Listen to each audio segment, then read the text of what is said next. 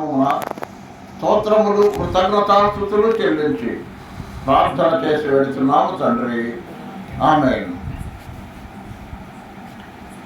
ప్రభునందు ప్రియ సహోదర సహోదరులారా, యేసుక్రీస్తు ప్రభు గెత్సెమనే వనంలో తను తాను అప్పగించుకున్న తర్వాత 6 రకాలైన తీర్పులు పొందాడని యోహాను సువార్తను బట్టి మనం చూస్తున్నాం.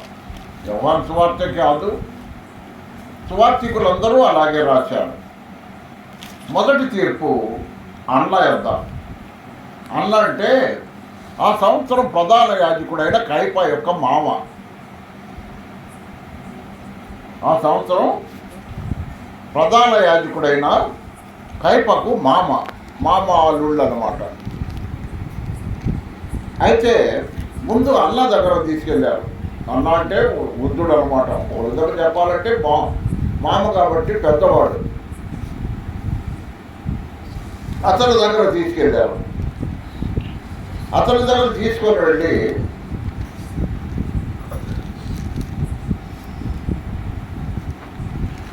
ఎందుకంటే అసలు ఈ సంగతులకు కారణం ఏమిటంటే ప్రవచించిన ఒక ప్రధాన యాజకుడైన కయప అల్లుడు 14 వచ్చిన కూడా తగ్గుతుంది. ఒక మనుష్యుడు ప్రజల కొరకు చనిపోవట ప్రయోజనకరమని యూదులకు ఆలోచించి చెప్పిన వాడు. చూడండి, యోహాను సువార్త 11వ అధ్యాయం 49వ వచనం నుండి. అయితే వారిలో కయపాను ఒకడు ఆ సంవత్సరం ప్రధాన యాజకుడై ఉండి, మీకేమి తెలియదు, మన జనమంతయు నశించకున్నట్లు ఒక మనుష్యుడు ప్రజల కొరకు చనిపోవుట మీకు యుక్తమని మీరు ఆలోచించుకొనరు అని వారితో చెప్పాను. తనంతట తానే ఇలా చెప్పలేదు, కానీ ఆ సంవత్సరం ప్రధాన యాజకుడై ఉండెను కనుక యేసు ఆ జనము కొరకు మాత్రమే కాక చెదరిపోయిన దేవుని పిల్లలను ఏకముగా సమకూర్చుటకును సాగునై ఉన్నాడని ప్రవచించారు. గమనించారా? కాగా ఆ దినం నుండి వారు ఆయనను చంప ఆలోచించుకుంటుండరి అనే మాట చూస్తున్నాం. కాబట్టి కయప అనేవాడు ప్రధాన యాజకుడు. వీడు ఏమున్నాడు? అందరూ ఇశ్రాయేలు జనము లేక యూదుల కొరకు ఒక వ్యక్తిని మనము చంపితే ఏం పోయింది అన్నట్టుగా మాట్లాడాడు. చూసారా ప్రియులారా? మతము మనిషిని చంపుతుంది, మార్గము మనిషిని బ్రతికిస్తుంది.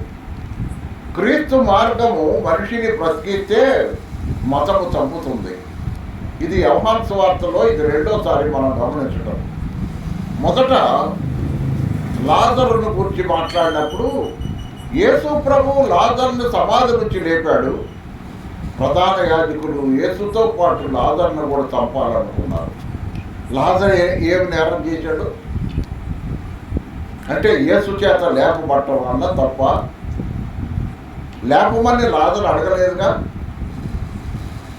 లాజరు లేపమని అడగలేదు. వాళ్ళ అక్కలిద్దరూ ఏడుస్తూ, యూదులందరూ ఏడుస్తూ ఉన్నందువల్ల ప్రభు యేసుక్రీస్తు వారు అతను లేపాడు. చనిపోయి 4 దినములైన వాడిని లేపాడు. అంటే యేసు ప్రభు లేపిన వాడిని మళ్ళీ వీళ్ళు చంపుతారా అంటే దీని అర్థం ఏంటి? మార్గము మనిషిని బతికిస్తుంది. మార్గము మనిషిని బ్రతికిస్తుంది. మార్గం అంటే క్రీస్తు మార్గము. యేసయ్య మనిషిని బ్రతికిస్తాడు. కానీ క్రైస్తవ మతం లేక యూదా మతం మనిషిని చంపుతుందని చూస్తున్నాం. కారణం ఈర్ష్య, అసూయ. వాళ్ళ ద్వారా కార్యాలు జరగల, అది వాళ్ళ అసూయ. కాబట్టి సహోదరులారా, ఇక్కడ యేసు ప్రభువును గెత్సెమనే వనములో బంధించిన తర్వాత వాళ్ళు తీసుకొని వచ్చారు. మొట్టమొదట వాళ్ళ మామ దగ్గర తీసుకెళ్ళారు. ప్రధాన యాజకుడు మామ దగ్గర. ఎవరతనో అన్న దగ్గర తీసుకెళ్ళారు. అక్కడ విచారించారు. తర్వాత అప్పుడు 15, 16, 17, 18 వచనాల్లో పేతురు 3 సార్లు అబద్ధమాటం,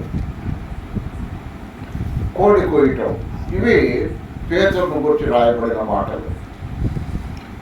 ఆ తర్వాత ప్రధాన యాజకుడైన కైప తీర్పు. కైప ప్రధాన యాజకుడు ప్రభువును తీర్పు చేయాలంటే సన్నిహితుని సభ సమావేశం కావాలి. సన్నిహితుని సభ అంటే 70 మంది ఉన్న యూదా మత సభ. రాత్రులు సభ సమావేశం కాదు కూడా.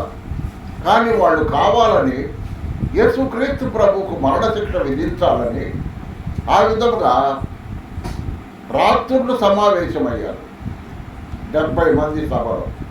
ఈ 70 మందిలో ఎవరున్నారు తెలుసా? అరిమతయి యోసేపు ఉన్నాడు, నికోదేము కూడా ఉన్నాడు. అరిమతయి యోసేపు ఎవరు? యేసు ప్రభు రహస్య శిష్యుడు. నికోదేము ఎవరు? యేసు ప్రభు రహస్య శిష్యుడు. వీళ్ళిద్దరు కూడా ఉన్నారు 70 మందిలో. ఆ విధముగా సమావేశమైంది. వాళ్ళు తీర్పు చేశారు. యేసు ప్రభువును కొట్టారు. ఎందుకు నన్ను కొడుతున్నారు, ఏ తప్పు చేశానన్నప్పుడు ప్రధాన యాజకునికి మీద అవమానంగా నువ్వు మాట్లాడావు, లెక్క లేకుండా అందుకని కొట్టామన్నాడు. తర్వాత అంతటా అన్న యేసును బంధింపబడి ఉన్నట్టుగానే ప్రధాన అయిపోయేందుకు పంపాను. ఆ తర్వాత ప్రియులారా 25, 26, 27 పేతురు బొక్కిన విధానం. అప్పుడు కోడి కూసిందని మనం చదువుకున్నాం రాత్రి అక్కడ. ఇప్పుడు 28 నుంచి చదువుకున్నాం మనం. ఏంటి 28? కైప యొద్ద నుండి, కైప దగ్గర కూడా విచారించారు. ప్రధాన యాజకుడి దగ్గర విచారించి అధికార మందిరానికి యేసును తీసుకెళ్ళిపోయారు. అధికార మందిరం అంటే పిలాతు గవర్నర్ ఉన్న మందిరాన్ని అధికార మందిరము అంటారు. దానికి ఇంకో పేరు ప్రేతోర్యము అనే అధికార మందిరం. ఆ అధికార మందిరంలో తీసుకొని వెళ్ళినప్పుడు ఉదయం తెల్లారింది. రాత్రి అంతా యేసు ప్రభువును విచారిస్తూనే ఉన్నారు. యేసు ప్రభువు రాత్రి అంతా విచారిస్తూ ఉన్నారు. ఆ రాత్రి పస్కా భుజించాడు మేడగదిలో. గెత్సమనే వనానికి వెళ్ళాడు. అక్కడ ప్రార్థన చేస్తూ ఉండగా అర్ధరాత్రి ఆయన పట్టుకొని వచ్చారు. ఇక తెల్లవారి దాకా విచారణ చేస్తూనే ఉన్నారు. చేస్తూ ఆఖరికి పిలాతు దగ్గర తీసుకొచ్చారు. పిలాతు ఏం చేశాడు? మళ్ళీ హేరోదు దగ్గర పంపించాడు. అది ఇక్కడ లేదు, కానీ అది తర్వాత మిగతా సువార్తల్లో ఉంది. హేరోదు దగ్గర ఎందుకు? ఇతడు ఏ ప్రాంతం వాడో అడిగాడు. అంటే ఇతడు గలిలయుడు అన్నారు. గలిలయ ప్రాంతానికి హేరోదు అధికారి. అందువల్ల హేరోదు అప్పుడు యెరూషలేములోనే ఉన్నాడు. అందువల్ల హేరోదు దగ్గర పంపించారు. హేరోదు విచారించి ఏదన్నా సూచక్రియలు యేసు ప్రభు చేస్తే చూడాలని ఆశపడ్డాడు. కానీ యేసు ప్రభు ఏ సూచక్రియ అతనితో అసలు మాట్లాడలేదు. ఎందుకంటే ఒకనాడు యేసు ప్రభు హేరోదుని ఏమన్నాడంటే, వాడు నక్క అన్నాడు. ఏమన్నాడు? వాడు నక్క అన్నాడు. ఎందుకు నక్క అన్నాడు? ఎందుకంటే 45 సంవత్సరాల నుంచి యూదులకు రాజుగా ఉండాలని యెరూషలేము మందిరాన్ని సంవత్సరానికి కొద్దిగా కట్టుతూ వచ్చాడు. అంటే ఈ సంవత్సరం మీకు పునాది వేస్తాను, రాజుగా ఉంచాడు. ఈ సంవత్సరం నన్ను రాజుగా చేస్తే మీకు పైన బెల్ట్ కడతాం. ఇట్లా యెరూషలేము మందిరాన్ని కట్టడానికి యూదులు అతన్ని రాజుగా ఉంచుకున్నారు. అందువల్ల అతడు హేరోదు మందిరం అంటారు దాన్ని, అతను కట్టించాడు. అందువల్ల యేసు ప్రభు వాడి నక్క వినయాలు తెలుసుకొని వాడి నక్క అన్నాడు. సహోదరులారా గమనించారా? ఆ విధంగా పిలాతు దగ్గర నుంచి హేరోదు దగ్గర తీసుకెళ్లారు. హేరోదు ఏం చేశాడంటే ఆయన మాట్లాడాలి. హేరోదు దగ్గర ఒక్క మాట కూడా మాట్లాడకపోయేకే ఎర్రనంగి తొలగించి మళ్ళీ పిలాతు దగ్గర పంపించాడు. ఏమని పంపించాడు? ఇతరులో నాకు ఏ నేరం కనపడలేదు అని చెప్పి పంపించాడు హేరోదు. ఇక మళ్ళీ పిలాతు దగ్గర తీసుకొని వచ్చారు. అప్పుడు 6 సార్లు 6 చోట్ల ప్రభు తీర్పు జరిగింది. ఆ తర్వాత చూడండి, ఆయన కైపు వద్ద నుండి అధికార మందిరములకు కేసులు తీసుకొని పోయి, అప్పుడు ఉదయం ఆయన కనుక వారు మైలపడకుండా పస్కాను భుజించవలని అధికార మందిరంలోకి వెళ్ళలేదు.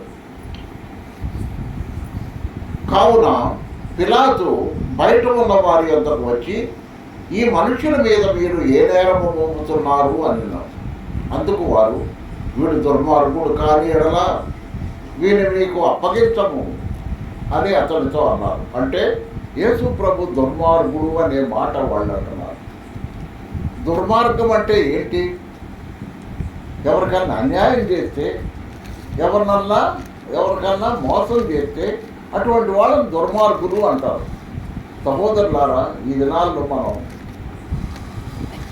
మోసం చేసిన, అన్యాయం చేసిన దుర్మార్గుడు అంటే ఒప్పుకుంటారా ఈ రోజుల్లో? ఒప్పుకోరు. కాబట్టి పిలాతు అయితే మీరు అతను తీసుకొని పోయి, అతను దుర్మార్గుడు అంటున్నారుగా, మీరు తీసుకొని పోయి మీ ధర్మశాస్త్రం చొప్పున అతనికి తీర్పు చేయండి అన్నాడు. తీర్పు తీర్చండి, మీరు తీసుకెళ్ళిపోయి అన్నాడు. యూదులు ఎవరికి మరణశిక్ష విధించడానికి మాకు అధికారం లేదు అని అతను, అంటే ఈయనకు మరణశిక్ష వేయాలి అని వాళ్ళ ఉద్దేశం. మరణశిక్ష సన్నిహితుని సభలో నిర్ణయించారనమాట. నిర్ణయించి పిలాతు ద్వారా మరణశిక్ష అమలు జరగాల. యూదులకు ఆ అధికారం లేదు, తీసేశాడు రోమా ప్రభుత్వం. అందువలన అంటే కొరడా దెబ్బలు కొట్టడం కానీ, బెత్తాలతో కొట్టడం కానీ, ఇవన్నీ శిక్షల్లో కొన్ని శిక్షలు ఉన్నాయి. అవి వేయచ్చు. కానీ ఒక మనిషిని మరణము శిక్షకు అప్పగించడం అనేది ఇక ఎవరికి అధికారం లేదు. కేవలం పిలాతు గవర్నర్కి మాత్రమే అధికారం ఉంది. అందువలన చూడండి, ఎవరికి మరణశిక్ష విధించడానికి మాకు అధికారం లేదని అతనితో చెప్పారు. అందువలన యేసు తాను ఎట్టి మరణము పొందబోవును అని సూచించి చెప్పిన మాట నెరవేరేను. చూడండి, పిలాతు తిరిగి అధికార మందిరంలో ప్రవేశించి యేసును పిలిపించాడు. నువ్వు యూదుల రాజువా అని అడిగాడు. యేసు, నీ అంతటా నీవే ఈ మాట అడుగుతున్నావా, లేక ఇతరులు నీతో నన్ను గురించి చెప్పిరా అని అడిగాడు. పిలాతు అన్నాడు, నేను యూదుడునా ఏంది? నీ స్వజనమును ప్రధాన యాజకులు నిన్ను నాకు అప్పగించారు కదా, నీవేం చేశావని అడిగాడు. నేరస్తుడిని అడగాల, నువ్వేం చేశావని. వాళ్ళని అడిగితేనేమో దుర్మార్గుడు అని చెప్పారు. ఇప్పుడు యేసు ప్రభుని అడుగుతున్నారు, ఏమని? నువ్వేం చేశావని అన్నారు. అంటే యేసు ప్రభు అన్నాడు, నా రాజ్యము ఈ లోక సంబంధమైనది కాదు. మనం కూడా ఈ మాట అనాలా? మనం కూడా ఏమనాలా? మా రాజ్యము కాదు. నా రాజ్యము ఈ లోక సంబంధమైనదైతే నేను యూదులకు అప్పగింపబడకున్నట్లు నా సేవకులు పోరాడుదురు, కానీ నా రాజ్యము ఏ సంబంధమైంది కాదు. మేము పరలోక పౌరులము. ఈ మాట అనగలుగుతున్నామా? దేవుని వారసులము, ప్రేమ నివాసులము, జీవన యాత్రికులము, యేసుని దాసులము, నవయుగ సైనికులము, పరలోక పౌరులము. హల్లెలూయా. నవయుగ సైనికులము, పరలోక పౌరులము, దేవుని వారసులము. కాబట్టి మనం కూడా ఈ మాట అన్నారు. మనది ఈ లోకం కాదు, పరలోకం నుంచి వచ్చాం. అందరూ పరలోకాల నుంచి వచ్చిన వాళ్ళే. భూమి మీద పుట్టిన మనుషులందరూ పరలోకాల నుంచి దేవుని దగ్గర నుంచి వచ్చిన వాళ్ళే. కొందరు ఇక్కడికి వచ్చిన తర్వాత మర్చిపోయారు. కొందరు మళ్ళీ జ్ఞాపకం చేసుకొని మేము పరలోక పౌరులమని యేసు ప్రభువుని నమ్ముకొని మరలా పరలోకానికి వెళ్ళటానికి మార్గం సిద్ధపరుచుకున్నారు. వాళ్ళల్లో మనం కూడా ఉన్నాం. అర్థమైందా? వాళ్ళల్లో మనం కూడా ఉన్నాం. ఇంకా తెలియని వాళ్ళు అనేక మంది ఉన్నారు. ఇంకా పరలోక పౌరులము, పరలోకం నుంచి వచ్చామన్న సంగతి తెలియని వాళ్ళు అనేక మంది ఉన్నారు. కాబట్టి నా రాజ్యము ఈ లోక సంబంధమైనది కాదు. నా రాజ్యం ఈ లోక సంబంధమైనది అయితే నేను యూదులకు అప్పగింపబడకున్నట్లు నా సేవకులు పోరాడుదురు. కానీ నా రాజ్యము ఇహ సంబంధమైనది కాదు. ఇహ సంబంధమైందంటే భూమి మీద ఉండే రాజ్యం కాదు ఇది. ఎక్కడ రాజ్యం? పరలోక రాజ్యం. పరలోక రాజ్యం ఉంది. పరలోక రాజ్యము సమీపించి ఉన్నది అన్నాడు యేసు ప్రభు. కాబట్టి మనం పరలోక పౌరులం, పరలోకాన్ని రాజ్యానికి సంబంధించిన వారం. అందుకు పిలాతు నీవు రాజువా అని అడిగాడు. యేసు నీవు అన్నట్టు నేను రాజునే, నీవు అన్నట్టు నేను రాజునే, సత్యమును గురించి సాక్ష్యం ఇచ్చుటకు నేను పుట్టాను. ఎందుకు పుట్టాడో చెప్తున్నాడు ఆయన. ప్రియులారా గమనించారు, ఎందుకు పుట్టాడని చెప్తున్నాడు కానీ ఎక్కడ పుట్టాడని చెప్పాడా? అది చెప్పట్లా. ఎందుకు పుట్టాడని చెప్తున్నాడు ఆయన. ఎక్కడ పుట్టాడని చెప్తే మాత్రం అయిపోద్ది, అసలు సిలువకు కూడా పోడు. కానీ ఎందుకు పుట్టాడో చెప్తున్నాడు. సత్యాన్ని గురించి సాక్ష్యం ఇచ్చటం నేను పుట్టితిని, ఇందు నిమిత్తమే ఈ లోకానికి వచ్చాను. ఎందుకు? సత్యాన్ని గురించి సాక్ష్యం ఇచ్చడానికి. సత్యం అంటే ఏంటి? మనం ఇందు నిమిత్తమే ఈ లోకంలోకి వచ్చేది. సత్య సంబంధి అయిన ప్రతివాడును నా మాట వినును. అంటే లోకంలో రెండు రకాలైన మనుషులు ఉన్నారు. సత్య సంబంధులు, లోక సంబంధులు.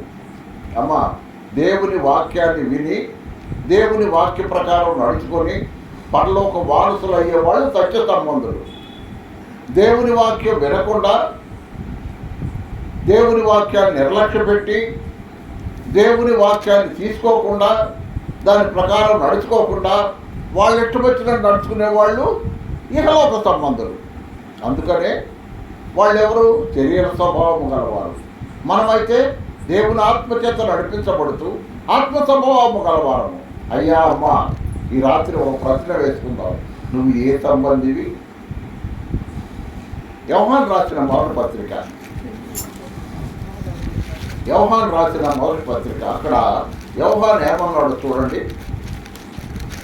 యోహాను రాసిన మొదటి పత్రిక 3వ అధ్యాయం 12వ వచనం. మనము కయ్యూని వంటి వారమై ఉండరాదు. వారు దుష్టుని సంబంధి. ఎవరు సంబంధి? దుష్టుడి సంబంధి. సత్య సంబంధి ఉన్నాడు, దుష్టుని సంబంధి ఉన్నాడు. వాడు దుష్టుని సంబంధి తన సహోదరుని చంపాడు. సహోదరుని చంపటం, మనుషులను చంపటం అనేది ఎవరి పని? దుష్టుని సంబంధులు. కాబట్టి వాడు అతను ఎందుకు చంపాడు? తన క్రియలు చెడ్డవియు తన సహోదరుని క్రియలు నీతిగలపై ఉండేది కనుకనే కదా. గమనించారా? కాబట్టి సహోదరులారా, దుష్టుని సంబంధులు ఉన్నారు భూమి మీద, పరలోక సంబంధులు, దేవుని సంబంధులు కూడా ఉన్నారు. నువ్వు ఎవరి సంబంధం అంటే నేను సత్య సంబంధిని అన్నాడు. ఇక్కడ సత్యం అంటే దేవుని వాక్యం, వాక్యం అంటే యేసు ప్రభు, యేసు ప్రభు సంబంధంలో. అది మనం ఎవరి సంబంధంలో? యేసు ప్రభు సంబంధంలో. రెండో వాళ్ళు దుష్టుల సంబంధులు. ఈ రాత్రి ప్రభు అయిన యేసునందు విశ్వాసం ఇచ్చిన వారు సత్య సంబంధులు, విశ్వాసం ఉంచని వారు దుష్టుని సంబంధులు. విశ్వాసం ఉంచావా? ఉనికి మాట కాదు, ఆయన చెప్పినట్టు నడుచుకుంటేనే విశ్వాసం వచ్చినట్టు. చూడండి, ఆయన చెప్పినట్టు మనం నడుచుకుంటేనే, ఆయన వాక్యానుసారంగా నడుచుకుంటేనే మనము సత్య సంబంధులు అవుతాం. కానీ ఆయన వాక్య ప్రకారం నడుచుకోకపోతే మనం దుష్టుని సంబంధులు అవుతాం. మన ఇష్టం వచ్చినట్టు కాదు. యేసు ప్రభు ఇక్కడికి ఎందుకు వచ్చాడు? సత్య సంబంధులను, దుష్టుని సంబంధులను వేరు చేయడానికి వచ్చాడు. సత్య సంబంధులను, దుష్టుని సంబంధులు ఆయన వేరు చేస్తాడు. కాబట్టి గమనించి, అందుకని అన్నాడు ఇందాక ఆ అబ్బాయి అమ్మ ఎవరో అన్నారు, అన్నయ్య నువ్వు పడుకో, నువ్వు బాగా ఎందుకు పడుకో, అబ్బాయి వాళ్ళు ఎవరో ఒకళ్ళు వచ్చి ప్రకటన చేస్తారులే అన్నారు. కానీ దేవుడు అక్కడ ఏమంటాడు తెలుసా, నా గొర్రెలు నా స్వరము, నా గొర్రెలు నా స్వరము విను. నా స్వరం వింటే వచ్చాడు గొర్రెలు కాపరి అనుకుంటాడు కదా.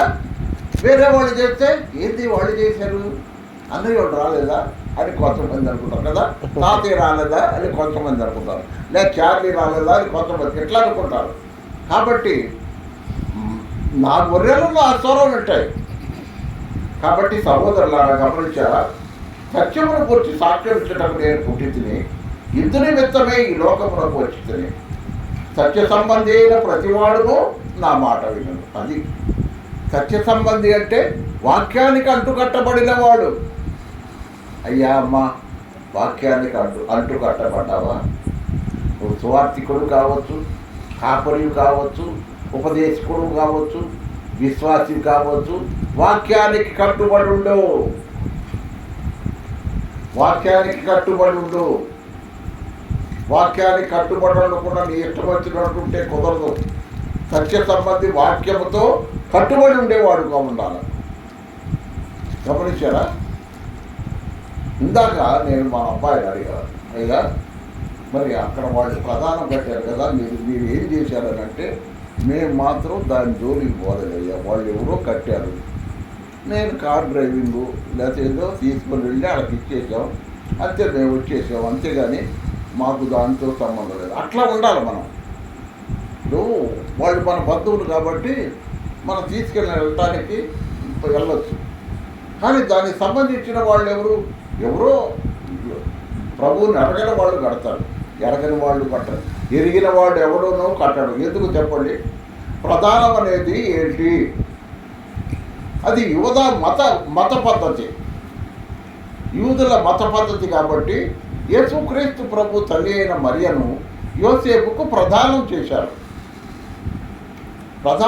ప్రదానం అంటే ఏం లేదమ్మా, ఎల్లప్పుడూ భర్తతో ఉండేదిగా ఉండటానికి ముందుగా, లేకపోతే పలానా అబ్బాయిని ఇచ్చి పెళ్లి చేయబోతున్నాం, దానికి మేము ప్రదానం చేస్తున్నాం అంటారు. ఉండటానికి హోషియా గ్రంథంలో ఉందా మాట? హోషియా గ్రంథంలో ఉంది ఆ మాట మనం చదువుకుంటే మనకు అర్థమైంది. కాబట్టి ప్రధానం అనేది లోకం. దాన్ని ఇండియాలో ఏం చేశారంటే, వాళ్ళు ఆకువక్కలై వేరు, ఎవరు? యూదులు. వాళ్ళ ప్రధానాలు వేరుగా ఉంటాయి, బంగారము బట్టలు అవి ఉంటాయి. మన వాళ్ళు ప్రధానం అంట కదా, ఆకుల దగ్గర ఒప్పుకోరు, ఒక్కల దగ్గర ఒప్పుకోరు కదా. ఇవన్నీ పెద్ద తలకాయ నొప్పి. వచ్చిన పెద్దలను అట్ట మాట్లాడతారు. నేను బుద్ధి లేక ఒకసారి పోయానమ్మా, అది ప్రధానం అన్న నాకు ప్రధానం అంటే అసలు నాకు ఇష్టం లేదు. ఇది సంగీతరావు కుమార్తెకి సొలస అబ్బాయికి చేస్తున్నారు. సొలస అబ్బాయికి సంగీతరావు కుమార్తెకు ప్రధానం ఎవరికి పంపిస్తారు? అబ్బాయి వాళ్ళు అమ్మాయికి పంపిస్తారు కదా, అబ్బాయి వాళ్ళు. మరి ఈయన ఎందుకు పంపించాడు ప్రధానం? మరి సంగీతరావు సరే పంపించాడు అంటే వాళ్ళ తరపునేమో తెలీదు, పంపించాడు. ఏం పంపించాడు? ఒక అరటికాయ గెల అంతే. ఆడకు పోయాం, అక్కడ సువార్థికుడు ఆర్యారావు గారు ఉన్నారు, వాళ్ళ అమ్మాయి అంట, నాకు తెలియదు ఎక్కడ సొలసలు. వాడు నన్ను చీల్చి చెండా ఆడారు, ఏం లేదు చీల్చి చెండా ఆడారు, ఆకులేయి ఒక్కలేయి. నువ్వు సేవకుడై ఉండి మీరేందండి ఎట్ట మాట్లాడుతున్నారు అన్నారు. నేను ఆర్యారావు ఏలూరు ఆయనలే, చచ్చిపోయాడు, లేడు ఆయన అన్న ఆనందం గారు అల్లుడు. ఏందా ఎట్లా మాట్లాడుతున్నారు వీళ్ళని? అప్పటి నుంచి అక్కడ ఎవరితో నేను మాట్లాడినా. ఆ రాత్రి ఉన్నాను, పొద్దున్నే మళ్ళీ అక్కడి నుంచి తీసుకొని పిల్లల్ని తీసుకొని మేము వచ్చేసాం. నేనే వచ్చి ఒక్కడే పోయింది. ఆ సంగీతరావు తెలుసో ఏమో, లేకపోతే అతను ఏం చేశాడో, ఒక అరటికాయ గెల ఇచ్చి నాకు ఇది పంపించాడు. ఆ గెల తీసుకొని పోయాను అమ్మడికి. పోతే వాడు ఇవన్నీ మాట్లాడారు, నాకు అర్థం కాలేదు. నేను ఎప్పుడు నాకు అనుభవం లేదు ఉద్యోగంలో ఉన్నప్పుడు. కానీ సరే పోయాము, ప్రార్థన పెట్టాము, ప్రార్థన వాక్యం అక్కడ జరిగింది, అయిపోయింది. తిరిగి అమ్మాయిని తీసుకొని మేము మళ్ళీ మినీ లారీలో వచ్చాము. మినీ లారీలో వచ్చి చిలకలూరుపేట వచ్చిందాక నేను ఎవరితో వాళ్ళతో మాట్లాడలేదు. చిలకలూరుపేట వచ్చిన తర్వాత మన వాళ్ళు కొంతమంది ఎక్కారు, పాడుతారు. ఎక్కితే అప్పుడు మాట్లాడాను నేను. ఏందయ్యా ఇప్పుడు దాకా మాట్లాడలేదు, ఈయన ఇప్పుడు మాట్లాడుతున్నాడు అన్నారు వాళ్ళు. అవునయ్యా, మీరంతా ఆచారాలతో చేసేవాళ్ళతో నేను ఎట్ట మాట్లాడతాను, రాత్రి మీరు ఎట్ట మాట్లాడారు అని నేను చాలా బాధపడ్డాను. కాబట్టి సహోదరులారా గమనించారా? కాబట్టి లోక సంబంధులు ఉన్నారు, దుష్టుని సంబంధులు ఉన్నారు, సత్య సంబంధులు ఉన్నారు. సత్య సంబంధులు అంటే వాక్యానుసారంగా నడుచుకునేవాడు. మనము మనుషులకు దాసులు కాకూడదు, మనుషులకు దాసులు కావాలి. మనం కీర్తన పాడతాం, ఏంటది? సోదరుడా నీవు దాసుడవా, ఎవరికి నీవు దాసుడవు, క్రీస్తు యేసు దాసుడవైతే శ్రమపడుము ప్రభు కొరకై ధన్యుడవు. కాబట్టి యేసు ప్రభు అన్నాడు, సత్య సంబంధి అయిన ప్రతివాడు నా మాట వింటాడు. అందుకు పిలాతు సత్యం అంటే ఏంటి అన్నాడు. గవర్నర్ పిలాతుకి సత్యం అంటే ఏందో తెలియదంటమ్మా. గవర్నర్, రోమా ప్రభుత్వపు గవర్నర్ అయిన పిలాతుకు సత్యం అంటే ఏందో తెలియదు. వాడు లోకస్తుడు కాబట్టి, రోమియుడు కాబట్టి వాడికి తెలియదు. ఎందుకు? లోకమంతా అబద్ధంలో ఉంది కాబట్టి సత్యం అంటే ఏందో వాడికి తెలియదు. అతడు ఈ మాట చెప్పి బయట ఉన్న యూదుల ఎందుకు తిరిగి వెళ్ళి, అతని యందు ఏ దోషంలో నాకు కనబడలేదు, అయినను పస్కా పండుగలో నేను మీకు విడుదల చేయటం వాడుకోగలదు కదా, నేను యూదుల రాజును విడుదల చేయటం మీకు ఇష్టమా అని వాడిని అడిగాడు. అంటే యేసు ప్రభువును విడుదల చేయాలనే ఉద్దేశం పిలాతుకు బాగా ఉంది. అందుకని యేసు ప్రభువును విడుదల చేస్తానన్నాడు. కానీ అయితే వారు వీనిని వద్దు, సత్య సంబంధి అయిన వాడిని వద్దు, సత్యమును గురించి సాక్ష్యం ఇచ్చడానికి పుట్టిన వాడిని వద్దు, దేవుని కుమారుడు వద్దు, మాకు దయ్యపు కుమారుడు కావాలని కోరుకున్నారు. ఎవరు కావాలంటే వాళ్ళకి బరబ్బను విడుదల చేయమని వాళ్ళ కేకలు వేసింది. ఈ బరబ్బ బందిపోటు దొంగ. ఎవరండి? బందిపోటు దొంగ. మాకు దొంగలు కావాలి కానీ మంచివాళ్ళు వద్దంట వాళ్ళకి. ఎవరు కావాలంట? దొంగలు కావాలంట వాళ్ళకి. ఈ రాత్రి దేవుని వాక్యం వింటున్నప్పుడు ఈ సహోదరుడు ఆ సహోదరి, లోకానికి కావాల్సిన దేవుడు దొంగలు కదా, దొంగలు నేరస్తులు వాళ్ళు కావాలి. ఎందుకు? వాళ్ళైతే ఎటువంటి పనులైనా చేయడానికి ఇష్టపడతారు. కానీ సత్య సంబంధి అయిన వాడు అన్ని పనులు చేయడు కదా. కాబట్టి గమనించండి ప్రియులారా, ఈ రాత్రి దేవుని వాక్యం వింటున్న ప్రియ సహోదరుడా సహోదరి, నీవు సత్య సంబంధివా దుష్టుని సంబంధివా? ఈ రాత్రి ఒకసారి నీవు పరిశీలించుకో. ఇప్పుడైనా ప్రభువు నందు మనము ఎవరమో అనేది ఈ రాత్రి పరీక్షించుకుంటే, నేను వాక్యానుసారంగా నడుస్తున్నాను, అట్లయితే నువ్వు సత్య సంబంధి. నేను వాక్యానుసారంగా నడుస్తున్నాను అంటే సత్య సంబంధి. నువ్వు వాక్యాన్ని కాకుండా లోకం ప్రకారం నడుచుకుంటే నువ్వు దుష్టుని సంబంధి అవుతావు. మరి ఎలా నడుచుకుంటావు? ఇంకా కొన్నిసార్లు మనలో లోక సంబంధమైన ఆలోచనలు, లోక సంబంధమైన మనసులు పోట్ల. ఏమి కావాలన్నాడు? మనసున్న మంచి దేవా, నీ మనసు నాకిచ్చావా, మనసు మలినమైన నాకై మనిషిగా దిగి వచ్చా. మనం క్రీస్తు యేసు కలిగిన ఈ మనస్సు మనము కలిగి ఉన్నాం. యేసు ప్రభు మనస్సు ఎటువంటిది? ఇతరులను ఏలుపెట్టి చూపించేది కాదు. ఇతరులను ఏలుపెట్టి చూపించేది యేసు ప్రభు మనస్సు కాదు. ఇతరుల కొరకు ప్రాణం పెట్టేది, ఇతరుల కొరకు బాధపడేది యేసు ప్రభు మనస్సు. నీది ఏ మనస్సు? లేక మనది ఏ మనస్సు? ఒకసారి మనం పరీక్షించుకుందాం. ఇప్పుడైనా నా మనస్సు ఎటువంటి మనస్సు? ఇతరుల మీద నేరం మోపే మనసా, ఇతరుల నేరాలను క్షమించే మనసా, ఎటువంటి మనస్సు కలిగి ఉన్నా ఒకసారి మనం పరీక్షించుకుందాం. కోరుతున్నాను. ప్రార్థన చేసుకున్నాం.